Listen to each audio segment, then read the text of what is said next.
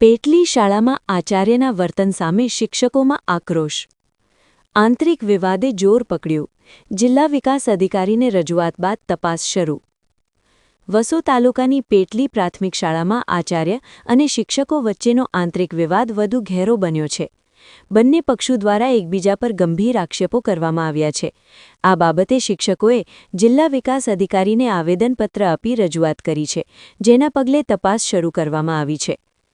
શાળાના આચાર્ય નરેન્દ્ર પટેલે પોતાના પર લાગેલા આક્ષેપોને નકારી કાઢ્યા છે અને તેમણે જણાવ્યું કે કેટલાક શિક્ષકો કામચોરી કરે છે અને શૈક્ષણિક કાર્યમાં કડકાઈ તથા શિસ્તનો આગ્રહ રાખતા હોવાથી તેમનો વિરોધ કરવામાં આવી રહ્યો છે.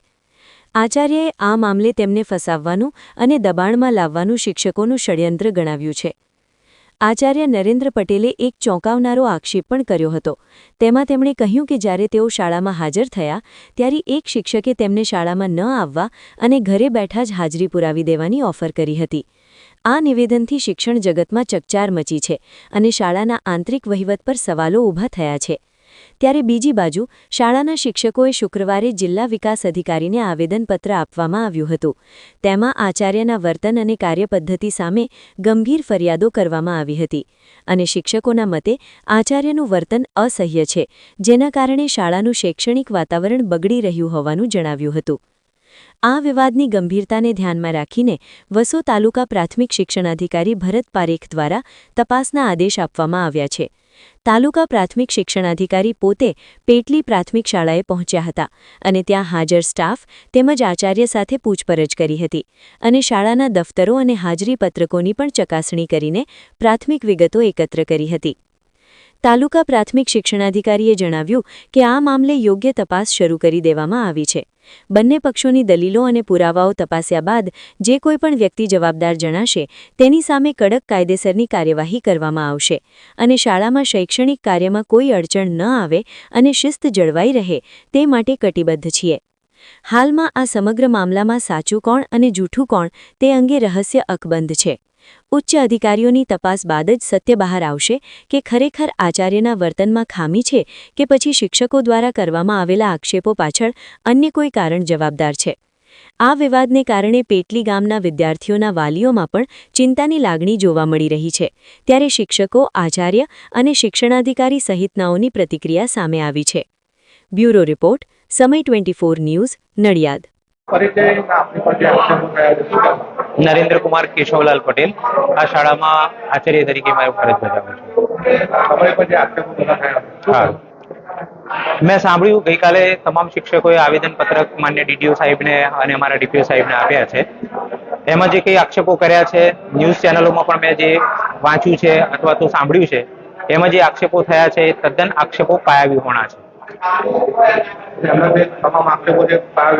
હું બિલકુલ કહું છું. હવે આવેદનપત્ર જે આપ્યું છે તો શિક્ષણ વિભાગ તપાસ કરશે એના બાબતે. હું દોષિત છું કે નહીં એ શિક્ષણ વિભાગ નક્કી કરશે.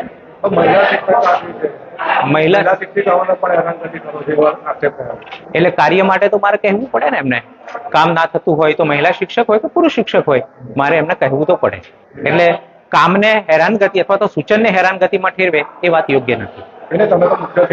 બરાબર, બિલકુલ આપણે સાથે લઈને જ કામ કર્યું છે. 1 વર્ષ સુધી જો હું લિબરલ રહ્યો છું, કાયમના પ્લસ માઇનસ જે કંઈ હતું એ બધું ચલાવ્યા કર્યું છે, તો હું ત્યાં સુધી સાચો અને છેલ્લે એક વીકથી કામ લીધું છે એટલે હું ખોટો. એમના ચડાવ આ બાળકોને ગેરમાર્ગે દોર્યા છે, શિક્ષકોએ ગેરમાર્ગે દોર્યા છે. બરાબર છે. બાળકો પોતાની ભાષા સ્વભાષા નથી બોલતા, એ શીખવાડેલી ભાષા બોલે છે. શિક્ષણ વિભાગ તપાસ કરશે એના માટે. અને મારું કામ પણ જોયું છે. 1 વર્ષમાં શું કામ થયું છે એ ગામે પણ જોયું છે.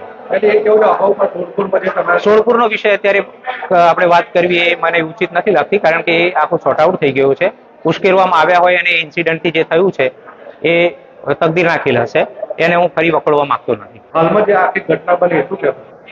ઘટના બાબતે તો બસ એટલું જ કહીશ કે શિક્ષણ વિભાગ આની તપાસ કરે, પૂરેપૂરી ઊંડાણપૂર્વક તપાસ કરે અને દોષિતો સામે એ શિક્ષાત્મક પગલાં ભરે. એ હું હોય કે શિક્ષક હોય, જે હોય.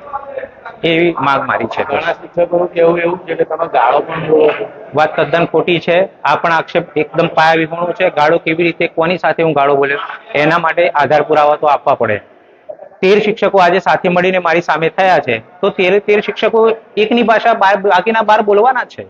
ડેફિનેટલી એમાં કશું ખોટું નથી. અને વિવાદ ઉભો થયો છે એટલે વિવાદમાં પલ્લું એમનું ભારું કરવા માટે એ ગમે તેવા આક્ષેપો કરી શકે છે મારી સામે. એમનો પરિચય આજે મુલાકાતે આવ્યા છે, કઈ જગ્યાએ છે, શા માટે આવ્યા છો?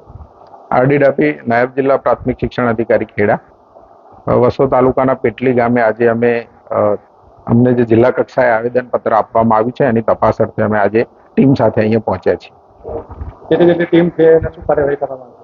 અમારા બંને ટીપીઓ શ્રી વસોડ, ટીપીઓ શ્રી નડિયાદ, અમારા 3 સીઆરસી કોઓર્ડિનેટર, 2 બીઆરપી કોઓર્ડિનેટર, એમાંથી 2 મહિલા પ્રતિનિધિ સામેલ છે. એ પ્રમાણે 7 જણની ટીમ સાથે અમે આજે અહીંયા પહોંચ્યા છીએ.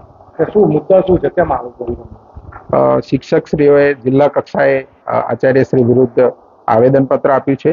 એમાં શું તથ્ય છે અને ખરેખર શું બાબત છે એની તપાસ થાય એના માટે અમે આવ્યા છીએ. ગંભીર જે આક્ષેપો છે એ બાબત મેં આજે અમે એસએમસીના સભ્યો, ગ્રામજનો, સરપંચશ્રી, શિક્ષકશ્રી, જેની પર આક્ષેપ છે તે આચાર્યશ્રી, આ બધાના અમે નિવેદન મેળવીશું. શાળાનું સંપૂર્ણ રેકર્ડ ચકાસીશું. વિદ્યાર્થીઓની શૈક્ષણિક જે બાબતો છે એની પણ ચકાસણી કરીશું અને ખરેખર આમાં તથ્ય શું છે અમે જાણી અને આ રિપોર્ટ અમારો જિલ્લા શિક્ષણ અધિકારી, જિલ્લા પ્રાથમિક શિક્ષણ અધિકારી સાહેબશ્રીને સુપ્રત કરીશું. મુંબઈ પ્રાથમિક શિક્ષણ અધિનિયમની કલમ 70 અને 70B હેઠળ શિક્ષક અને મુખ્ય શિક્ષકની ફરજો નક્કી કરવામાં આવેલી છે. આરટી એક્ટ 2009ની પણ જોગવાઈઓ છે અને ગુજરાત પંચાયત શિસ્ત સેવાની પણ કલમો છે.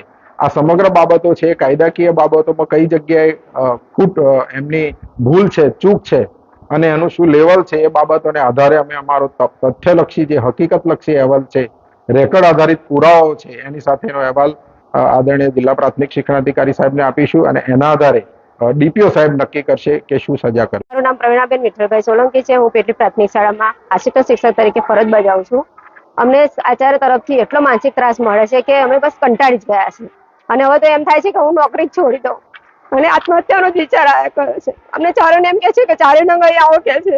હું તમને શીખવાડું કે કેવી રીતે કામ થાય છે. આટલો બધો ત્રાસ કેમ આપવાનું કારણ શું શું કહે તમે શું કહે તો તમને આટલું બધું આત્મહત્યા સુધી પહોંચવાનું વાત આવે? બસ કે હું જે કહું ને એ જ કામ કરવાનું છે, તમારે બીજું કશું જ નથી કરવાનું એમ કે છે.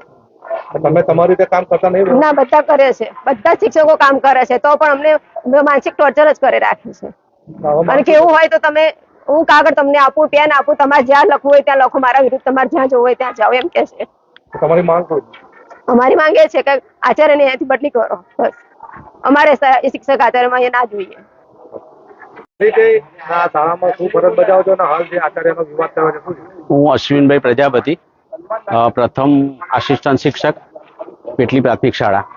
હવે આ વિવાદ એવો થયો છે કે આચાર્યશ્રી દ્વારા એકદમ ગુસ્સામાં આવી અને વારંવાર જાહેર સભામાં, પ્રાર્થના સભામાં બહેનોને, બાળકોને જેમ ફાવે એમ બોલે છે અને હું ટોટલી દફતરી કામ મારી પાસે જ કરાવે છે અને હું પ્રેમપૂર્વક આચાર્ય સાહેબ કે એટલે અમારે કરવું જ પડે એટલે હું દફતરી કામ આખું ટોટલી ઓફિસ વર્ક અને મને જોડી બેસાડી એમને ફક્ત સહી જ કરવાની એ કરાવી છે.